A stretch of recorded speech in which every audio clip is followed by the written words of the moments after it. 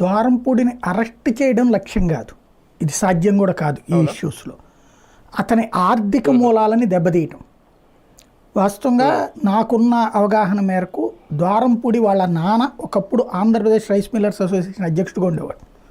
అంటే తరతరాలుగా వాళ్ళ కుటుంబం రైస్ మిల్లర్లకు సంబంధించి రైస్ బిజినెస్ ఎట్లా ఉంటుంది అనేటటువంటిది ఒక అలవాటు ఉంది. దానికి తోడు కాకినాడ పోర్టు 2, ప్రైవేట్ పోర్టు, ప్రభుత్వ పోర్టు. ప్రైవేట్ పోర్టు అంటే ఇప్పుడు ఇదివరకు ఆ రావు గారిది, ఇప్పుడు ఏదో అరబిందో వాళ్ళది అంటారు కదా అది. యాంకరేజ్ పోర్ట్ అనేటటువంటిది రాష్ట్ర ప్రభుత్వానికి సంబంధించినటువంటి ఆధ్వర్యంలో నడిచేది, 150 ఏళ్ల చరిత్ర కలిగినటువంటి పోర్టు. ఈ బియ్యం ఎక్కడి నుంచి వెళ్ళింది అంటే యాంకరేజ్ పోర్ట్ నుంచి వెళ్ళింది. ఇప్పుడు అంటే ఇక్కడ పాయింట్ ఏంటి అంటే ఈ యాంకరేజ్ పోర్ట్ మీద ఎవరు ప్రభుత్వం ఉంటే వాళ్ళ పట్టు ఉంటుంది, సింపుల్ లాజిక్. ఇక్కడ కనబడుతున్నది ఏంటంటే ఆర్థికంగా అంటే జనసేన వాళ్ళకి విపరీతమైన ఆగ్రహం ఉంది ద్వారంపూడి మీద. పవన్ కళ్యాణ్ని వ్యక్తిగతంగా టార్గెట్ చేశాడు, కుటుంబాన్ని బూతులు తిట్టాడు అన్నటువంటిది కోపం ఉంది.